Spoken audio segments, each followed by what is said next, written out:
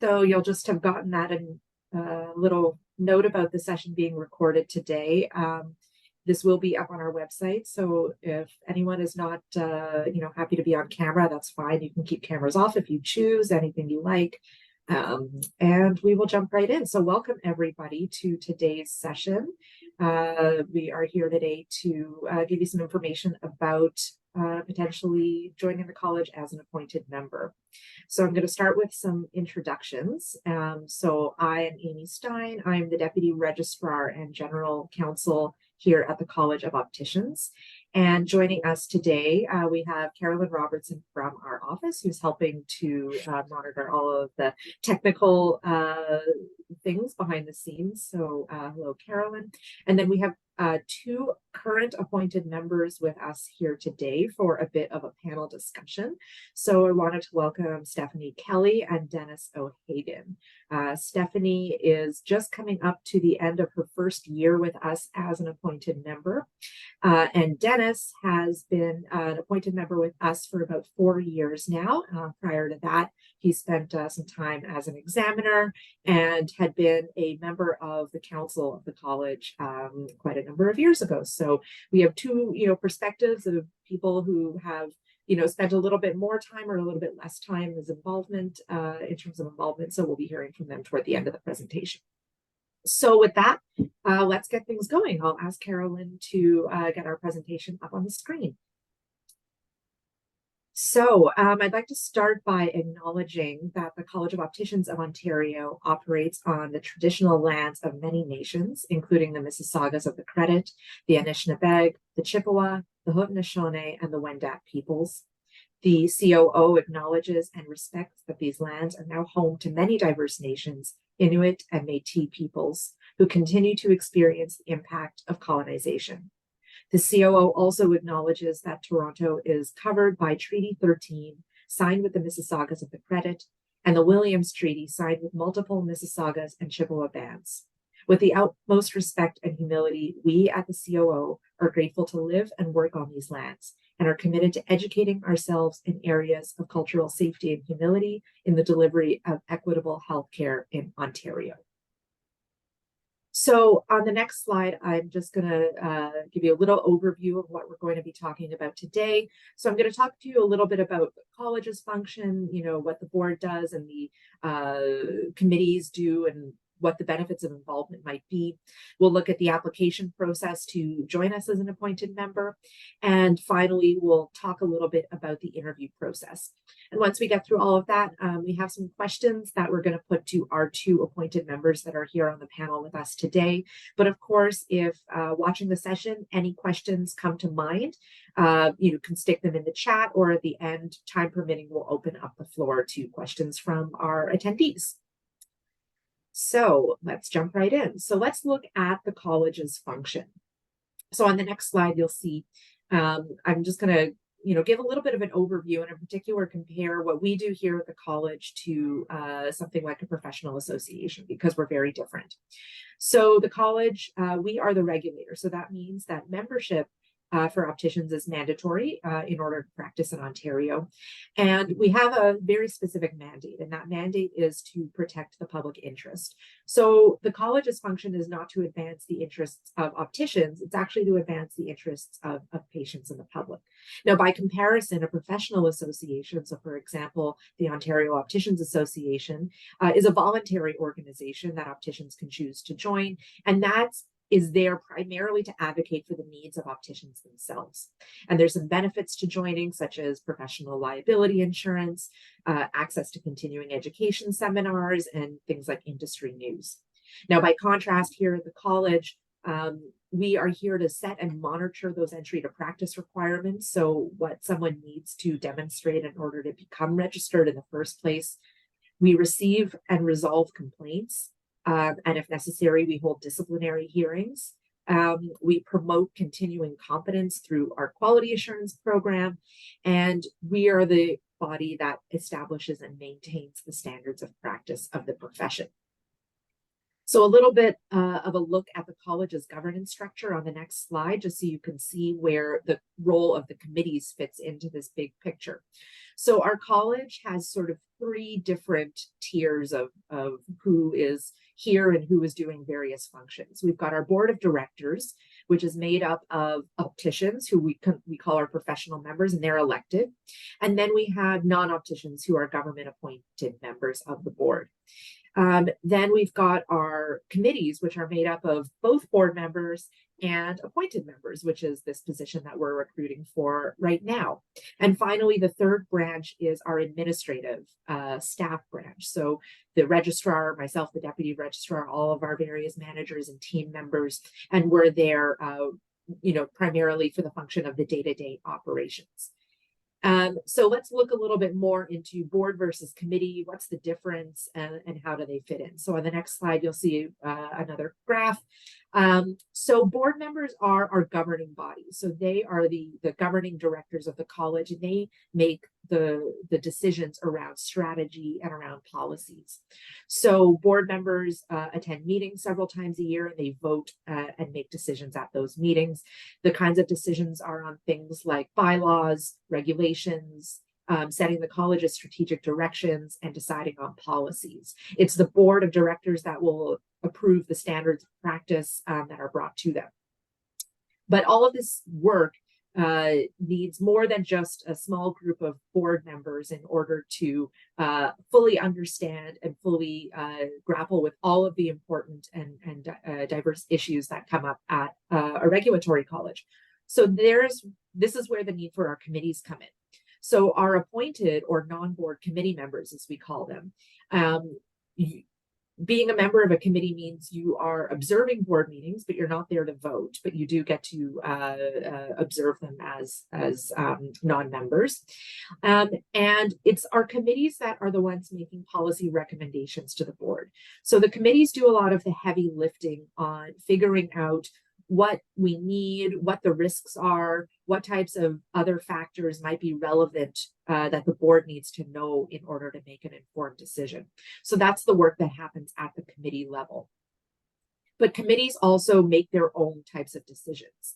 And we'll see shortly a bunch of the committees that are that this college has are committees that we're required to have under our legislation, and they make really important decisions about registrants.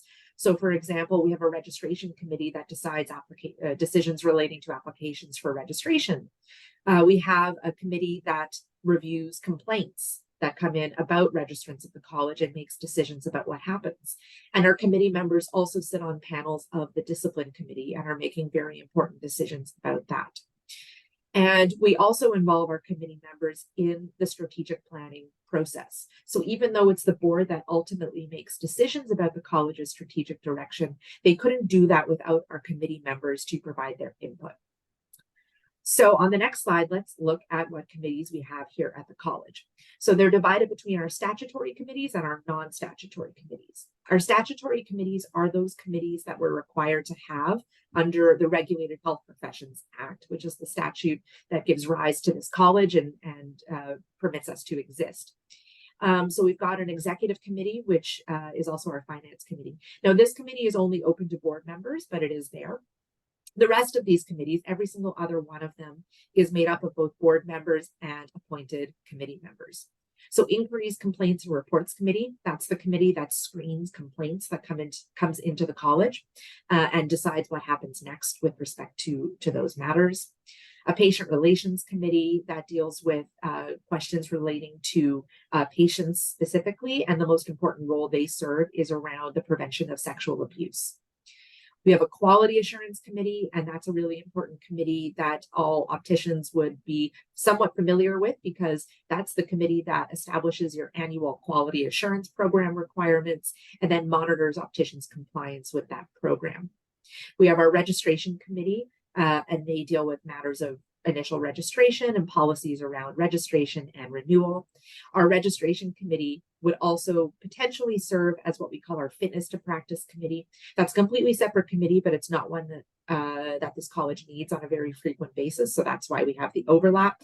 Fitness to practice deals with issues where a registrant may be facing a health issue that is preventing them from being able to practice, and what to do in those situations.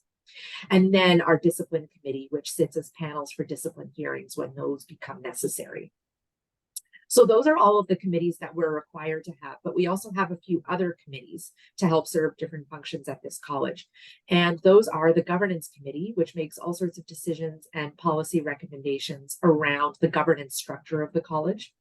We have our clinical practice committee, and that deals with questions to do with the standards of practice and anything to do with the guidelines and changing technologies or functions around standards of practice for opticians. And then we have our screening committee. And our screening committee is the committee that holds interviews for people interested in becoming board members or appointed committee members. So a little bit more about what committees actually do on the next slide.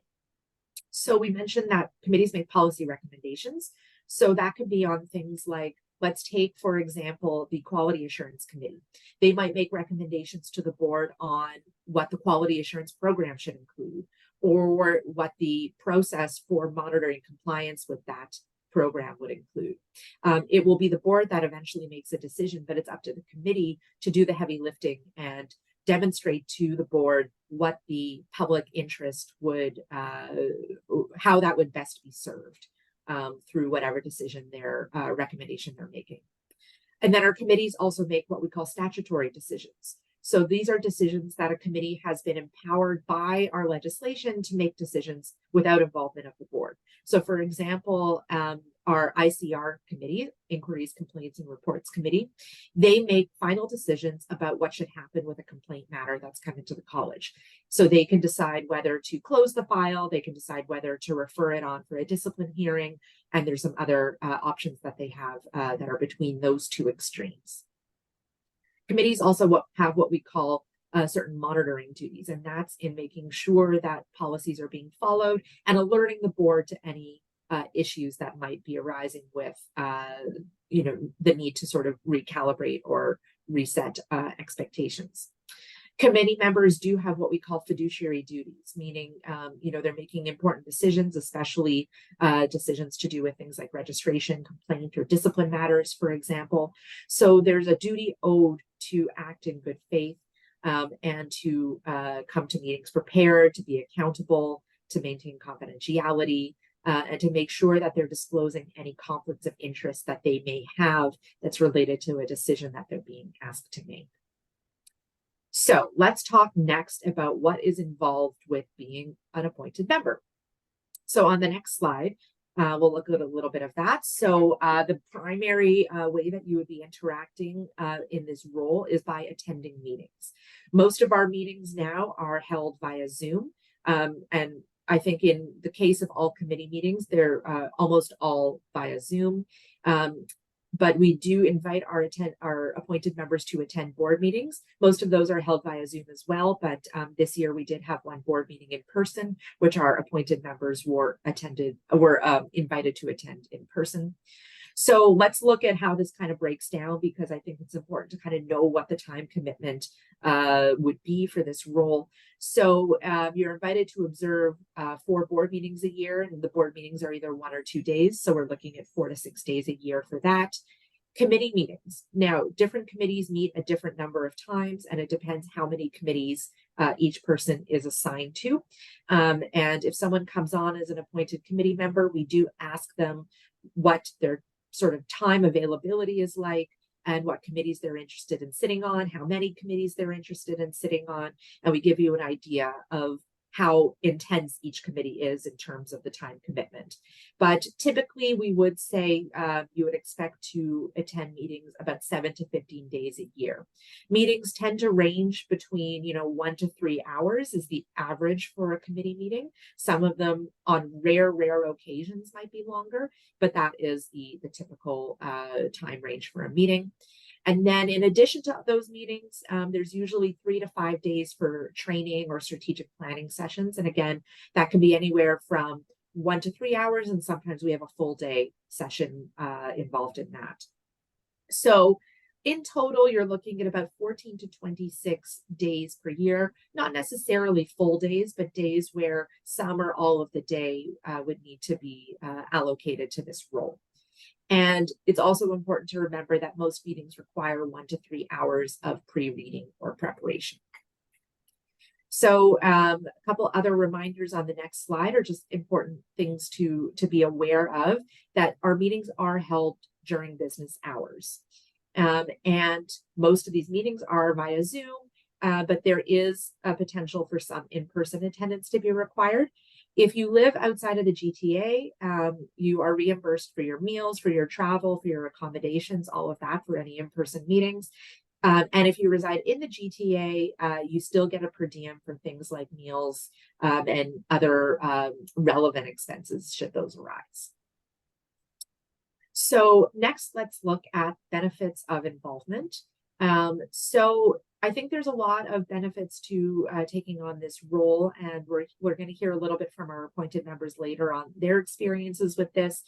There's a great growth trajectory to this. We know that a lot of appointed members do end up going on to run for election to the board and serve as board members.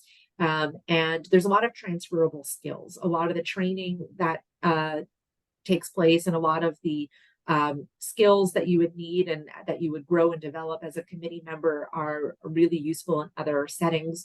So we offer a lot of training in things like meeting facilitation, becoming a chair of a committee or a vice chair has a lot of benefits. Just learning about board governance and all sorts of skills around decision making and some of the, in fact, some of the more technical skills around, providing reasons for your decisions and all the risk analysis that you undertake in this role has a lot of transferability. And then there's, of course, the knowledge that you're contributing to the public interest, to protecting patients, to advancing that really important goal and participating in your self-regulation in that sense. You would get to be directly involved in the governance of your profession, which I think brings a lot of value. And of course, this is not a volunteer position. There is compensation provided. So we have an honorarium policy and you're paid for your time. So all the time that you devote to attending meetings and to preparing for those meetings is compensated. So with that in mind, let's go on to, we've sort of told you a little bit about what's involved and what this all entails, but on the next slide, I'm going to jump into the core competencies. So our board has decided that these are the 5 competencies that committee members would need to demonstrate. They're the same competencies that we ask board members to demonstrate when they run for election. So we're going to look at each one of these in a little bit more detail, but this is just an introduction to them. So they're 5, and they're considered behavioral competencies because this isn't about having prior experience on a board or on a committee. It's about things that we hope that everyone can demonstrate in their personal or professional life and bring to the college through that means. And on the next slide, just to highlight, one of the really important sort of goals for this college, which is set out in our strategic plan right now, is around diversity, equity, and inclusion. And the college is identified through, they have an overall goal. Our board has approved this plan around demonstrating regulatory leadership through governance excellence. And one of the strategies and goals in getting to that place of leadership and governance excellence is that diversity, equity, and inclusion are integrated within the college's internal governance structure and within the college's decision-making process. So that's part of the basis for why the board chose those 5 competencies that we just looked at, because they're seen as bringing lots of value to the role without creating barriers based on things like prior experience or coming to the role with certain knowledge that would only be available to certain individuals. So next, I'll talk a little bit about the application process itself. So you've got sort of the steps on the slide in front of you. We're going to ask you to complete an eligibility checklist. provide us with a copy of your resume and a letter of interest, and then we ask for 3 references. So the deadline for applications is November 3rd, and then screening interviews are going to be taking place on November 21st. Now, if someone does have a concern with that date about being available on November 21st, please reach out to us and we will try to find a workaround for that, but we would ask that you let us know as soon as possible if you anticipate an issue. We hope that that won't be a reason why someone doesn't submit an application. So we do encourage you to apply even if you have concerns about that. So please do contact us. So let's talk about the panel interview itself. So you can expect the interview to be about 20 to 30 minutes. You're going to be meeting with a panel of our screening committee. This committee is made up entirely of non-opticians. And typically the members of the panel are also people who are not on the board of directors. And the reason for this is they are trying to look at this from an arm's length perspective of, these 5 competencies and whether the candidates are demonstrating that. And it sort of minimizes the chance of conflicts of interest. So that's who those people who are going to be on your panel. And the interview is really focused on those 5 core competencies. So we've got the date again there for November 21st. So let's look at these competencies one at a time now in a bit more detail, just so you can understand what we mean. And this is all available on our website, by the way. If you go to the website on the section for appointed members, you can get the details of these 5 competencies. So the first competency is passion and public service oriented. So the explanation of what we mean by this competency is demonstrating outstanding initiative and commitment toward the practice of opticianry, and that you're committed to serving the college's mandate to regulate the profession in the public interest. So that is, really focused on saying, does the person have a public focus in mind as opposed to a focus on the profession itself, and making that distinction. The next competency is exemplified integrity. So that's someone who demonstrates a conviction to do what's right, to reject what's wrong, regardless of those consequences. So that is very important for our committee and board members, because you're going to be making very difficult decisions, and decisions that can have an impact on someone's career. But it's important to always keep the integrity piece in mind and be making your decisions for the right reasons. Next, committee members need to demonstrate that they're unbiased and open-minded. And that includes the ability to self-identify and set aside those conscious biases, those biases that we might know about, but also to reflect on the impact of what we would call unconscious biases. And these are those biases that everyone has but are not necessarily as aware of. And we do, usually engage in some training with committee members around this, but one of the, it is one of the competencies that people at least, come with the open mindset that they still have things to learn and might need to rethink and try and identify those biases in their own thought process. And we also expect people to come with an open mind where they're going to actively listen and hear all of the information so they can make an informed decision and not come in with a preconceived notion about a particular matter or case. The 4th competency is critical judgment and decision making. And that's someone who makes good decisions based upon a combination of analysis, wisdom, experience, and sound judgment. And someone who's comfortable dealing with concepts and complexity. And that means looking beyond the obvious sort of tendency to go with what everyone else is saying or the status quo. We want people who are going to question that status quo, because that's how we get better decisions at the end of the day. And that can be a challenging thing to do in a group of your peers. And that's why this is an important competency to bring to the table. A lot of the decisions that committee members make are challenging and require that ability. And then finally, the last competency is collaboration and inclusion. So that's an open mindset, being non-judgmental, and embracing the diversity of others and of different opinions, different experiences, and listening to that and taking all of that into account. And we're looking for people who are seeking to understand and build on the strengths of others. So someone who really sees the value in those diverse opinions and diverse experiences. So with that in mind, all of these, they might sound that they're, a bit abstract. So let's talk a little bit about maybe how to prepare for this interview, because again, it's not meant to be something that is going to be intimidating. It's really meant to get a sense of, the skills that we think most people already have and what they can bring to the table. So on the next slide, we've got a few tips on how to prepare. So the first tip is be ready to speak about why you're interested in becoming an appointed member and what you would like to accomplish as an appointed member. So, we want to hear from you in that regard. And again, keeping in mind those competencies around the public interest and demonstrating that passion. And then you should also be prepared to answer questions in the form of examples.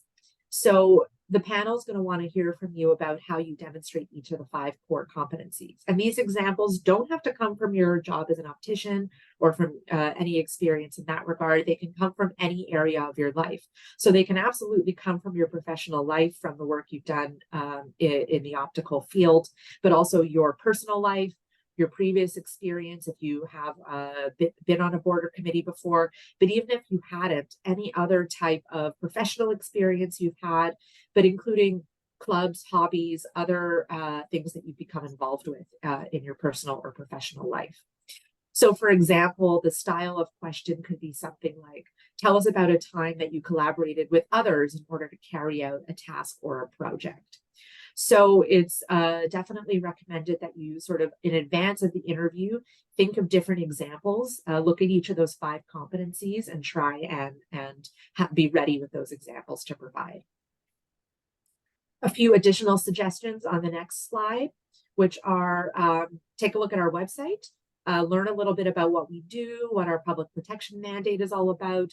There's information on our website about our committees, and kind of what each one of their roles would be.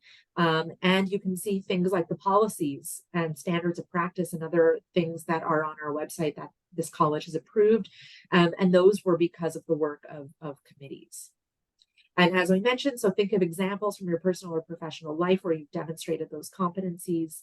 And of course, because this interview will be held via Zoom, we do encourage you to do a technology check ahead of the interview to just make sure everything is working properly and your Zoom's been updated and all of that. Okay, so with that, I think you have heard me talking a little bit too much by this point. So we've got about 17 minutes left, and we're going to go right into our panel discussion so we can hear from our panel members and our committee members. So I'm actually going to maybe ask Carolyn that you take the slides down so we can see everyone's lovely faces a little bit more easily. And I'm going to open the floor and start with the first question for our panel, which is, what interested you about getting involved at the college? And I'm going to ask Stephanie to start us off, if that's okay. Yeah, for sure. Firstly, thank you for inviting me to speak and have the opportunity to do so.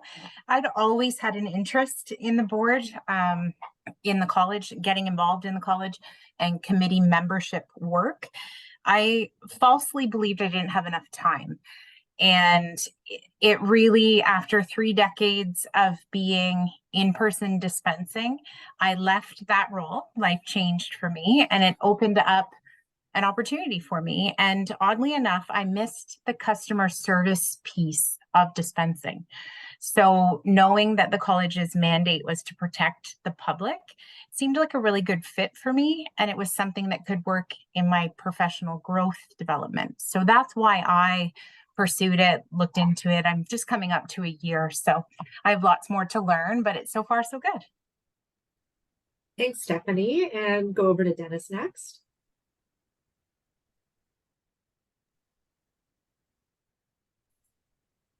You were just on mute there. Yes. Well, I think I actually I got involved because I've been an optician for many, many years, and I wanted to experience the profession as a whole. I had been involved in associations, and I had been involved in many aspects of dispensing, but I think what it did, it just, I wanted to bring my experience to the college and my gain from that, and believe it's kind of a professional obligation to get involved. So I wanted to get involved to get a sense of the reward that's involved from experiencing all aspects of the profession, and it's opened my eyes up to many different things and allowed me to see things in a different manner. The other thing I've enjoyed is and wasn't sure at the time, but working with the public more, public members, which has been a really valuable and actually rewarding aspect of working on the college. And so a lot of it was just to experience, as I come to the latter part of my career, just experienced the profession as a whole. And I think it's been absolutely, from my end, after 4 years, been very extremely rewarding. So it was everything I'd hoped it would be. Thank you. Thanks very much, Dennis. So I'm going to stick with you for start us off on the next question, which is, can you tell us a bit about which committees you've sat on and what you've enjoyed the most about sitting on those committees? Well, the two committees that I've been actively involved in is my favorite is, of course, quality assurance. So I've been a member of that for probably well, my 4th year. So I think what it allowed me to do is it allows me to keep abreast of everything that's new, and seeing things in maybe a different manner and upgrade my skills. And of course, as a profession, it allows me to look at things that I think will benefit the greater cause and expand someday maybe the scope of practice for opticians. So I think that, for example, myopia control is fascinating to me, and opticians are going to play a very big role in the future. So I think that quality assurance has certainly taken an active role, and the associations and the stakeholders have stepped up and provided some exceptionally good educational value to opticians. And the other committee I've been involved in is clinical practice, and I think clinical practice, as I stepped into it, I ended up being chair, and so I think that gave me a different perspective of being on a committee, but now you're facilitating and you're learning, and that for myself grew personally to be able to be actively, taking a step back and managing an actual meeting. So I enjoyed that a lot. And so those are the two primary committees that I've been involved in and that I've asked to be on. So. Okay, thank you, Dennis. And how about you, Stephanie? Well, I think we all sit on discipline. So like I said, I'm just relatively new to the role and just getting started. So I haven't had a ton of experience there yet. But patient relations was one of the committees that I specifically requested to be on. Again, missing that in person customer service piece, I felt it was something that I could loan my experience to and hopefully gain from others as well. So to continually push myself and grow, but at the same time giving back for all of the years that I was in front of patients, I thought I could loan kind of my expertise and my viewpoints to those committees.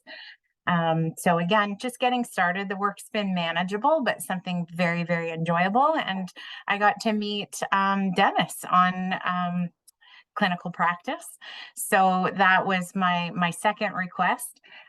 Done a little bit more work on that. Again, I feel like I'm just getting started and that there's so much more, at this point in my career, I can continually learn and grow from my colleagues and my peers and the topics at hand, what issues we have to deal with as committees and our viewpoints and how we can contribute to that, whether it be opinion, change, thoughts, brainstorming. It's really, really rewarding. More reading than I thought, but manageable and very, very rewarding. Great, thank you, Stephanie.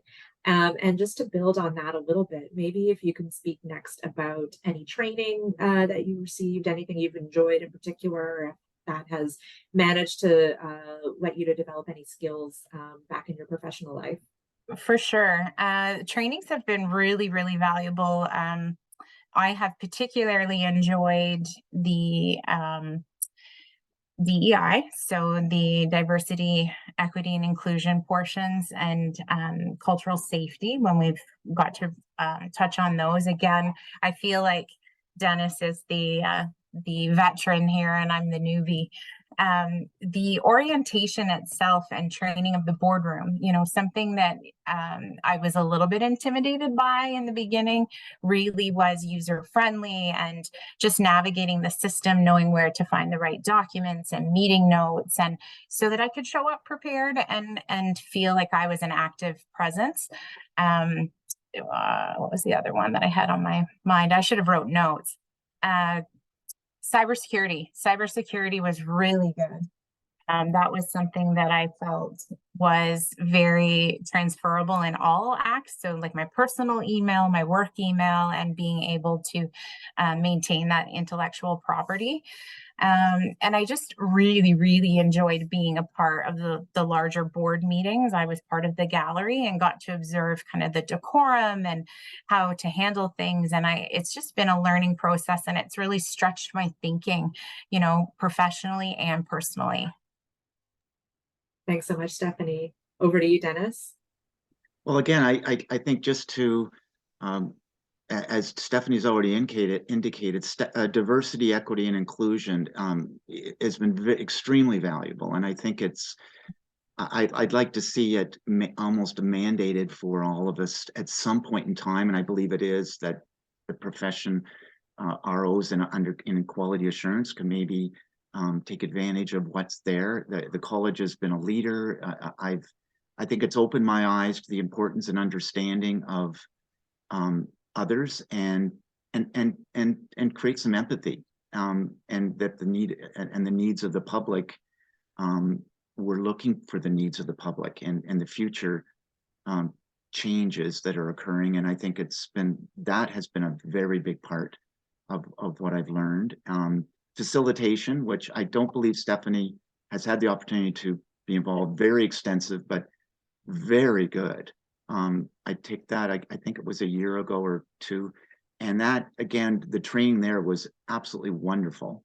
Gave you kind of an insight as to how to organize and participate, and actually the format of how to run a meeting.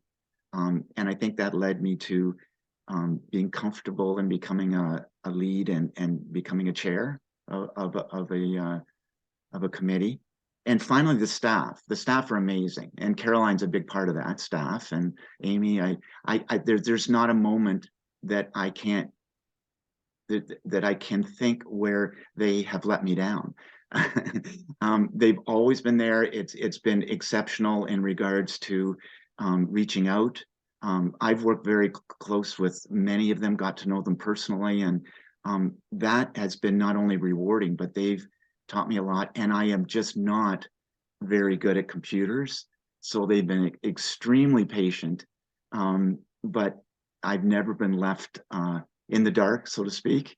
So the staff have been probably one of the biggest things, and I've built a lot of wonderful friendships, which I hope to continue to build on. So those are the three main things that I think have helped me, and it certainly gave me some skills that I didn't have before.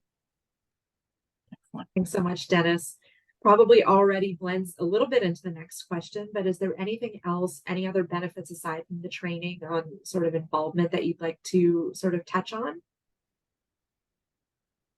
I could echo Sure. what Dennis is built on for sure. Some of the same points, absolutely. The staff and being made to feel very comfortable. Everyone is welcome, and there's a place for everyone, and the comfort of using the tech and getting used to Zoom. Personally, I feel that I have improved communication skills, both listening and presenting, being comfortable on camera. You know, when I was just in store, I took certain language and verbiage for granted. And I know how important that is when we're reviewing policies and the items at hand, you know, the documentation that we're provided with and the information to prepare ourselves for the meeting. You take advantage and take it for granted how much thought and preparation goes into it. So I have an appreciation and a greater sense of pride for my career. The fact that, you know, 30 years into this, I can still learn, and everybody can learn something. And it's just been an amazing experience. Like I said, again, I'm only coming up to my first year, but I feel it's been so rewarding, and I look forward to the meetings that come on the calendar. It's not, it doesn't feel like a burden. It feels very rewarding, and I look forward to those connections and meeting folks like all of you. Great, thank you, Stephanie. So one last question for you both, and that's around any advice you might have for preparing for the panel interview. You've both been through it.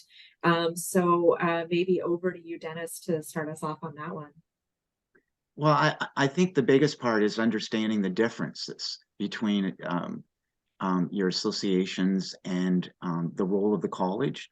And you have to be, I think what you had indicated earlier, some of the core values is the bias part. I think you have to take your hat off, as to say, and become more like the public, and basically put some of your needs first. You sometimes don't always agree in a committee meeting with the opinions, but then you, at the end of it, because of the people that got involved and the public's perspective, I think it allowed you to look at it. And so preparing is something you've just got to look at things in a different manner. So and I think those core values are very important. And I think that it's just, I think if you're sincere, those questions that they're going to ask are going to come very comfortable, because they'll understand your commitment. And so I don't know that I could say much more, but I think just in wanting to be part of it, in a way, your mind will prepare you and will make you comfortable. And again, it's I can only say from my end how wonderful experience this has been, or I wouldn't have done it for 4 years. And it's just time to move on. But I certainly, I wish everyone that is applying, I think you'll benefit a lot. And I think the interview is you'll get through it, and then everything will be the most enjoyable, and you'll gain a lot from it. So thank you. Thank you, Dennis. How about you, Stephanie? All of those things, but I could summarize it really quickly into 3. Breathe, look at the camera, and smile. And Dennis, absolutely, if you can be transparent and be genuine in your desire to make a difference and to be a part of it, the interview questions will come very easily. I think you don't need to overthink it. Just come with the mindset that you're joining your fellow professions with an open mindset, and be prepared to learn. But breathe, look at the camera, and smile. Great advice. Thank you to both of you. We are coming up to the end of our time, so I apologize. I haven't seen any questions in the chat, but anyone who does have any questions, feel free to reach out to us in the information that's provided on our website. You can send us an email, and we'll be happy to answer any other questions anyone has. So I want to give huge thanks to Stephanie and to Dennis for joining today, for sharing your insights and your experiences. And thank you to those who were able to attend or who might be viewing this as a recording. So thank you very much, everyone. Thank you, Amy.